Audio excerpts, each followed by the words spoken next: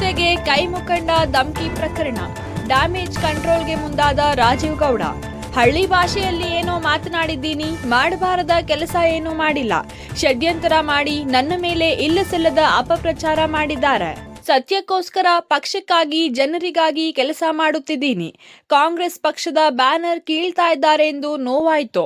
ನನ್ನ ತಾಯಿ, ಹೆಂಡತಿ, ಮಗು ಎಲ್ಲರೂ ಹೆಣ್ಣು, ಎಲ್ಲರಿಗೂ ಗೌರವ ಕೊಡ್ತೀನಿ. ನಾನು ಮಾತನಾಡಿರುವ ಆಡಿಯೋ ತಿರುಚಿ ಎಡಿಟ್ ಮಾಡಿ ಹಾಕಿದ್ದಾರೆ. ಈಗಾಗಲೇ ಕ್ಷಮೆ ಕೇಳಿದ್ದೀನಿ, ಈಗಲೂ ಕ್ಷಮೆ ಕೇಳುತ್ತೇನೆ. ಜನತೆಗೆ ಯಾವುದೇ ತೊಂದರೆ ಬಂದರೂ ನಾನು ಮುಂದೆ ಬರುತ್ತೀನಿ. ನಿಮ್ಮ ನಂಬಿಕೆ ಉಳಿಸಿಕೊಳ್ಳುವ ಪ್ರಯತ್ನ ಮಾಡ್ತೀನಿ. ಕಾಂಗ್ರೆಸ್ ಪಕ್ಷ ನಮ್ಮ ತಾಯಿ ಇದ್ದಂತೆ. ಮುಂದೆ ಬರುವ ಎಲ್ಲಾ ಚುನಾವಣೆಗಳಲ್ಲಿ ನಾನು ಕಾರ್ಯನಿರ್ವಹಿಸುತ್ತೇನೆ. ಉಸಿರು ಇರುವವರೆಗೂ ನಾನು ಶಿಡ್ಲಘಟ್ಟ ಕ್ಷೇತ್ರದಲ್ಲಿ ಇರುತ್ತೇನೆ. ನನಗೆ ಕ್ಷೇತ್ರದ ಜನರ ಆಶೀರ್ವಾದ, ದೇವರ ಆಶೀರ್ವಾದ ಇದೆ. ನನ್ನ ಮೇಲೆ ಷಡ್ಯಂತರ ಮಾಡಿರುವವರಿಗೆ ದೇವರು ಪಾಠ ಕಲಿಸುತ್ತಾರೆ. ಶಿಡ್ಲಘಟ್ಟದಲ್ಲಿ ರಾಜೀವ್ ಗೌಡ ಹೇಳಿಕೆ.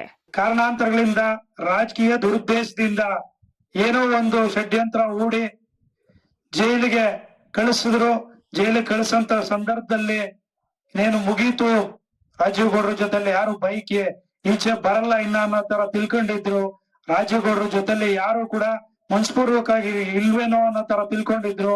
ಅವತ್ತು ರಾಜೀವ್ ಗೌಡ್ರ ಕಾರ್ಯಕರ್ತರೇನೋ, ಮುಖಂಡರುಗಳೇನೋ, ಅಭಿಮಾನಿಗಳೇನೋ ಅನ್ನೋದನ್ನ ರಾಜೀವ್ ಗೌಡ್ರು ಅರೆಸ್ಟ್ ಆಗಿ ಬಂದಿದ್ದಾರೆ. ರಾಜೀವ್ ಗೌಡ್ರನ್ನ ಅರೆಸ್ಟ್ ಮಾಡ್ಕೊಂಡ್ ಕರ್ಕೊಂಡ್ ಬಂದಿದ್ದಾರೆ ಅಂತಂದಾಗ ಅವತ್ತು ಕೋರ್ಟ್ ಹತ್ರ ಎಲ್ಲ ಸಾವಿರಾರು ಸಂಖ್ಯೆಯಲ್ಲಿ ಎಲ್ಲ ಮನಸ್ಸು ನೊಂದು ಎಲ್ರು ಕೂಡ ಬಂದು ತಾವು ಎಲ್ರು ಕೂಡ ಅವತ್ತು ನಿಂತು ರಕ್ಷಣೆ ನೀವು ಕೊಟ್ಟಿದ್ದೀರಿ. ನಮ್ಮ ಉಸಿರಿರೋ ತನಕ ಹೇಳ್ತಿದ್ದೀನಿ, ನೀವು ಮಾಡಿರುವಂತ ಒಂದು ಅವತ್ತು ಏನಿದೆ ತ್ಯಾಗ, ಅವತ್ತು ಏನ್ ನೀವು ನನ್ನ ಸಪೋರ್ಟ್ ಆಗಿ ನಿಂತಿದ್ದೀರಿ. ನಾನು ನನ್ನ ಮಕ್ಕಳ ಕಾಲಕ್ಕೂ ಕೂಡ ಆ ಒಂದು ಇದನ್ನ ತಮ್ಮಲ್ಲಿ ಎಲ್ರಿಗೂ ಹೇಳ್ತಿದ್ದೀನಿ. ಆ ಒಂದು ಕೃತಜ್ಞತೆನ ಉಳಿಸ್ಕೊಳ್ತೀನಿ ಅನ್ನೋ ಮಾತನ್ನ ಹೇಳ್ತಿದ್ದೀನಿ. ಇವತ್ತು ತಾವೆಲ್ಲ ಇದ್ದೀರಿ ಅನ್ನೋ ಧೈರ್ಯ ನನ್ಗೂ ಕೂಡ ನೋವಾಯ್ತು.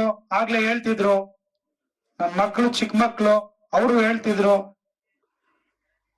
ಆಗ್ಲೇ ವೆಂಕಟೇಶ್ ಅಣ್ಣ ಹೇಳ್ತಾ ಇದ್ರು ವಿಚಾರಣ, ಇಲ್ಲಿ ಬೇಲ್ ಆಗ್ಲಿಲ್ಲ, ಷಡ್ಯಂತ್ರ ಹೂಡಿ ಏನೋ ಇಲ್ದೇ ಇರುವಂತದನ್ನ ಅದು ನಾನ್ ಬೇಲೆಬಲ್ ಅಫೆನ್ಸ್ ಆದ್ರೂ ನಾನ್ ಬೇಲೆಬಲ್ ಅಫೆನ್ಸ್ ಅಂತ ಮಾಡಿದ್ರು, ಬೇಲೆಬಲ್ ಅಫೆನ್ಸ್ ಆದ್ರೂ ಕೂಡ ಅದನ್ನ ಬೇಲ್ ಆಗ್ಲಿಲ್ಲ ಅಂತಂದಾಗ ನಮ್ಮ ಮಕ್ಕಳು ಎಷ್ಟ್ ನೋವು ತಿಂದ್ರು ಅನ್ನೋದನ್ನ ಅವ್ರು ಹೇಳ್ಕೊಂಡು ಪಾಪ ಕೇಳ್ತಿದ್ರು. ಚಿಕ್ಕ ಮಕ್ಕಳು ಅವರು ಆ ನೋವು ಅನುಭವಿಸಿದ್ರು. ಅದ್ರೊಟ್ಟಿಗೆ ನಮ್ ಕಾರ್ಯಕರ್ತರುಗಳೆಲ್ಲರೂ ಕೂಡ ಅವತ್ತು ತುಂಬಾ ನೋವು ತಿಂದ್ರು. ಅದ್ರ ಒಟ್ಟಾಗಿ ಇವತ್ತು ನಮ್ಮ ತಾಲೂಕ್ನಾದ್ಯಂತ ಎಲ್ಲ ತಾಯಂದಿರು ಕೂಡ ಕೇಳ್ತಿದ್ರು, ಹೇಳ್ತಿದ್ರು. ಬಂದ್ ತುಂಬಾ ಸಂತೋಷ ಆಗ್ತಾ ಇತ್ತು. ನಮ್ಮ ಹಳ್ಳಿಗಳ ಕಡೆ ಏನೋ ಒಂದ್ ತೊಂದರೆ ಆದಾಗ ಒಂದ್ ಮಾತು, ಹಳ್ಳಿ ಭಾಷೆನಲ್ಲಿ ಏನೋ ಒಂದ್ ಮಾತು ಬರುತ್ತೆ, ಅದಕ್ಕೆ ಅಪ್ಪ ಏನ್ ಮಾಡ್ಬಾರ್ದಂತ ಮಾಡ್ದ, ಇಲ್ಲ ನಮ್ ತಾಲೂಕಲ್ಲಿ ಏನಾದ್ರು ಇಲ್ಲಿಂದ ಲೂಟಿ ಮಾಡ್ಕೊಂಡು ಹೋದ್ನಾ, ಇಲ್ಲ ಏನಾದ್ರು ಕೊಲೆ ಮಾಡದ್ನ, ಇಲ್ಲ ಏನಾದ್ರು ಅಪ್ಪನ್ ನಾವ್ ಇಲ್ಲಿಂದ ನಾವು ಓಡಿಸ್ ಕಳ್ಸಿದ್ವಾ, ಏನೂ ಇಲ್ಲ ಅಂತದನ್ನ ಇಲ್ಲ ಸಲ್ಲದನ್ನ ಹೇಳಿ ಹೇಳಿ ಹೇಳಿ ಹೇಳಿ ಅಪ್ಪನ್ನ ಪಾಪ ಅವ್ರ ಕುಟುಂಬನ ಎಲ್ಲ ನಮ್ಮ ಕಾರ್ಯಕರ್ತರ ಮಾನ ಮರ್ಯಾದೆ ಕಳೆದು ಬಿಟ್ರಲ್ಲ ಷಡ್ಯಂತ್ರ ಹೂಡಿ ಅಂತ ಹೇಳ್ಬಿಟ್ಟು ತುಂಬಾ ನೋವು ತಿಂದ್ರು. ತಮ್ಗೆಲ್ರಿಗೂ ನೋವಾಗಿದೆ.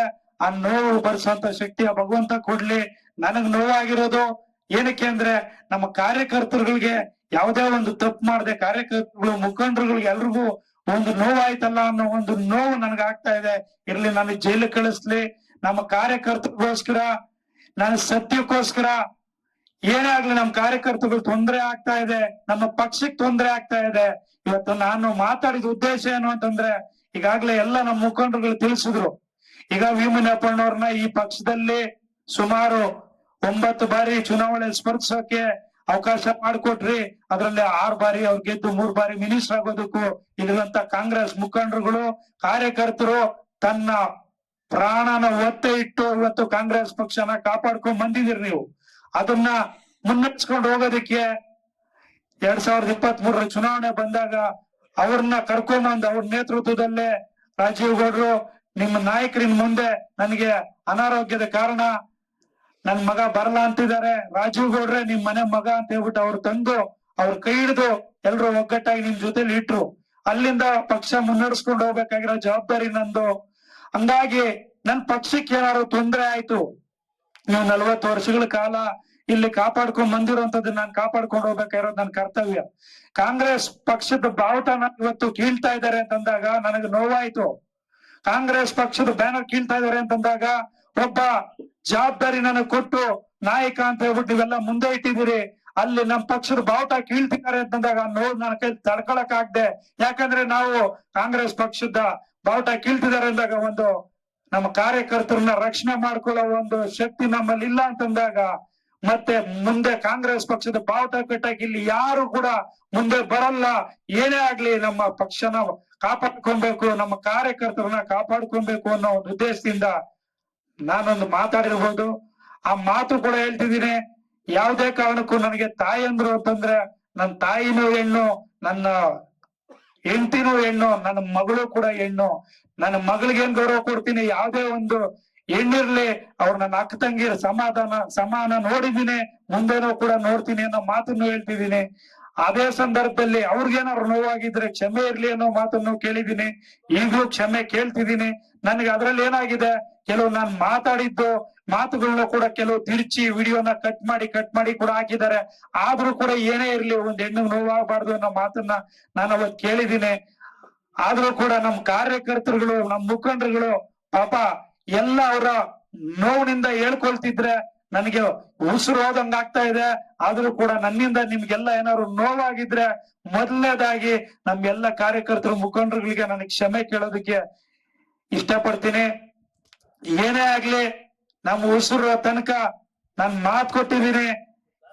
ಶಿಡ್ಲಘಟ್ಟ ವಿಧಾನಸಭಾ ಕ್ಷೇತ್ರದಲ್ಲಿ ನ್ಯಾಯಕ್ಕೋಸ್ಕರ, ಶಕ್ತಿಗೋಸ್ಕರ ಹೋರಾಟ ಮಾಡಕ್ಕೆ ನಮ್ಮ ಪಕ್ಷದ ಕಾರ್ಯಕರ್ತರು ಮುಖಂಡರುಗಳು ಒಟ್ಟಿಗೆ ಯಾವುದೇ ಎಂತ ತೊಂದರೆಗಳು ಬರ್ಲಿ, ಈ ತರದ್ 100 ಬಂದ್ರು ಕೂಡ ಎದುರಿಸಿ ನಿಮ್ಮೆಲ್ಲರ ಆಶೀರ್ವಾದ ಇದೆ. ಮುಂದಿನ ದಿನಗಳಲ್ಲಿ ಏನು ನಿಮ್ಗಳು ಎಲ್ಲ ಭರವಸೆ ಇಟ್ಕೊಂಡಿದ್ದೀರಿ, ಆ ಭರವಸೆನ ಉಳಿಸ್ಕೊಳ್ಳಂತ ಕೆಲಸ ಮಾಡ್ತೀನಿ ಅನ್ನೋ ಮಾತನ್ನ ಹೇಳ್ತಿದ್ದೀನಿ. ಈಗ ಮುಂದೆ ಬರಂತ ಚುನಾವಣೆಗಳಿರ್ಬೋದು, ಏನು ನೀವೆಲ್ಲರೂ ಕೂಡ ನಂಬಿಕೆ ಇಟ್ಟಿದ್ದೀರಿ, ಆ ನಂಬಿಕೆನ ಉಳಿಸ್ಕೊಳ್ಳಂತ ಕೆಲಸ ಮಾಡ್ತೀರಿ. ಕಾಂಗ್ರೆಸ್ ಪಕ್ಷ ಯಾವತ್ತು ಇವತ್ತೆಲ್ಲ ಯಾವತ್ತು 1000 ಸರಿ ಹೇಳ್ತೀನಿ, ಕಾಂಗ್ರೆಸ್ ಪಕ್ಷ ನನ್ನ ತಾಯಿ ಇದ್ದಂತೆ. ಆ ಪಕ್ಷನ ಮುನ್ನಡೆಸ್ಕೊಂಡು ಹೋಗೋದಿಕ್ಕೆ ಏನೆಲ್ಲ ನಾನು ಮಾಡ್ಬೇಕು ಆ ಕೆಲಸ ಮಾಡ್ತಿದ್ದೀನಿ. ಮುಂಬರುವಂತ ಯಾವ ಗ್ರಾಮ ಪಂಚಾಯತಿ ಚುನಾವಣೆಗಳಿರ್ಬೋದು, ಜಿಲ್ಲಾ ಪಂಚಾಯತ್, ತಾಲೂಕ್ ಪಂಚಾಯತ್ ಚುನಾವಣೆಗಳಿರ್ಬೋದು, ಅವೆಲ್ಲ ನೀವೆಲ್ಲ ಏನು ನಂಬಿಕೆ ಇಟ್ಟಿದ್ದೀರಿ ನನ್ನ ಮೇಲೆ, ಅದನ್ನ ಇನ್ನೂ ಹೆಚ್ಚಿನ ಒಂದು ಜವಾಬ್ದಾರಿಯಲ್ಲಿ ನಿರ್ವಹಿಸ್ತೀನಿ ಅನ್ನೋ ಮಾತನ್ನು ಹೇಳ್ತಾ ಇದ್ದೀನಿ. ಏನೇ ಆಗ್ಲಿ ನಾನು ಉಸಿರು ತನಕ ಬದುಕಿದ್ರು ಇಲ್ಲೇ ಸತ್ರು ಇಲ್ಲೇ ನಾನು ಶಿಡ್ಲಘಟ್ಟ ವಿಧಾನಸಭಾ ಕ್ಷೇತ್ರದಲ್ಲಿ ಇದ್ದೇ ಇರ್ತೀನಿ. ಇಲ್ಲಿ ನಿಮ್ಮ ಒಂದು ಮನೆ ಮಗನಾಗಿ ಉಳ್ಕೊಳ್ತೀನಿ. ಇರ್ಲಿ 1000 ಷಡ್ಯಂತ್ರಗಳು ನಮ್ಮ ವಿರೋಧಿಗಳು ರೂಪಿಸ್ಲಿ, ಅದಕ್ಕೆ ಯಾವುದೇ ಕಾರಣಕ್ಕೂ ಎದುರೋದಿಲ್ಲ. ನಿಮ್ಮೆಲ್ಲರ ಒಂದು ಆಶೀರ್ವಾದ ಇದೆ, ತಾಯಿಯಂದರ ಆಶೀರ್ವಾದ ಇದೆ, ಆ ಭಗವಂತನ ಆಶೀರ್ವಾದ ಇದೆ. ಏನೇ ನಡೆದಿರ್ಲಿ ಆ ನೋವುಗಳನ್ನ ಸಹಿಸ್ಕೊಳ್ಳೋಣ. ಮುಂದೆ ದೇವರಿದ್ದಾನೆ, ಟೈಮ್ ಬರುತ್ತೆ. ಟೈಮ್ ಬಂದಾಗ ನೀವು ಕಾರ್ಯಕರ್ತರು ಮುಖಂಡರುಗಳಿದ್ದೀರಿ, ನೀವು ತೀರ್ಮಾನ ಮಾಡ್ತೀರಿ. ಯಾರು ಷಡ್ಯಂತ್ರ ರೂಪಿಸಿ ಇಲ್ಲ ಸಲ್ಲದ ಆರೋಪಗಳನ್ನ ಒಡ್ಡಿ ಯಾರು ನಮ್ಗೆ ಇವತ್ತು ಇಷ್ಟು ನೋವುಗಳನ್ನ ಕೊಟ್ಟಿದ್ದಾರೆ, ಆ ನೋವುಗಳನ್ನ ಭಗವಂತ ಅವ್ರಿಗೆ ಮುಂದೆ ಆ ಭಗವಂತನೇ ತೀರ್ಮಾನ ಮಾಡ್ತಾನೆ. ನಮ್ಮ ಮುಖಂಡರುಗಳು ಕಾರ್ಯಕರ್ತರು ತೀರ್ಮಾನ ನೀವು ಮಾಡ್ತೀರಿ. ನೀವುಗಳು ನಾವು ಎಲ್ಲ ತಿಂದಿರೋಂತ ನೋವನ್ನ ಅವ್ರನ್ನ ಯಾರು ನಮ್ಗೆ ಅದನ್ನ ಮಾಡಿದ್ರು ಅವ್ರು ತಿನ್ನೋಂಗೆ ಭಗವಂತ ಮಾಡ್ತಾನೆ ಅನ್ನೋ ಮಾತನ್ನ ಹೇಳ್ತಾ, ಇವತ್ತು ನನಗೆ ಶಕ್ತಿ ಕುಂದಿ ಏನೋ ಒಂದು ನೋವಾಗಿತ್ತು. ಇರ್ಲಿ, ಇವತ್ತು ನಾನು ಈ ಶಿಡ್ಲಘಟ್ಟ ವಿಧಾನಸಭಾ ಕ್ಷೇತ್ರದಲ್ಲಿ ಕಾಂಗ್ರೆಸ್ ಪಕ್ಷದಲ್ಲಿ ಇವತ್ತು ಮುನಿಯಪ್ಪನವ್ರನ್ನ ಸುಮಾರು ಇವತ್ತು ಹೇಳ್ತೀವಿ 45 ವರ್ಷಗಳ ಕಾಲ ಒಂದು ಸಣ್ಣ ರೈತಾಪಿ ವರ್ಗದಲ್ಲಿದ್ದಂತ ಒಂದು ಸಣ್ಣ ರೈತರ ಕುಟುಂಬದಲ್ಲಿದ್ದಂತ ಮಗನ್ನ ಇವತ್ತು ಇಡೀ ರಾಜ್ಯದಲ್ಲಿ ನೋಡಂಗ್ ಮಾಡಿ ಇವತ್ತು ಅವ್ರನ್ನ ಒಂದು ಒಳ್ಳೆ ಮಟ್ಟಕ್ಕೆ, ಒಳ್ಳೆ ಆರ್ಥಿಕವಾಗಿ ಸದೃಢವಾಗಿ ಇವತ್ತು ನೀವು ಮಾಡಿದೀರಿ. ಅದನ್ನ ಖಂಡಿತವಾಗಿ ಎಲ್ಲರೂ ಕೂಡ ಕಾಂಗ್ರೆಸ್ ಪಕ್ಷದ ಕೊಡುಗೆ ಅಂತಾನೆ ಹೇಳಕ್ ಇಷ್ಟಪಡ್ತೀನಿ.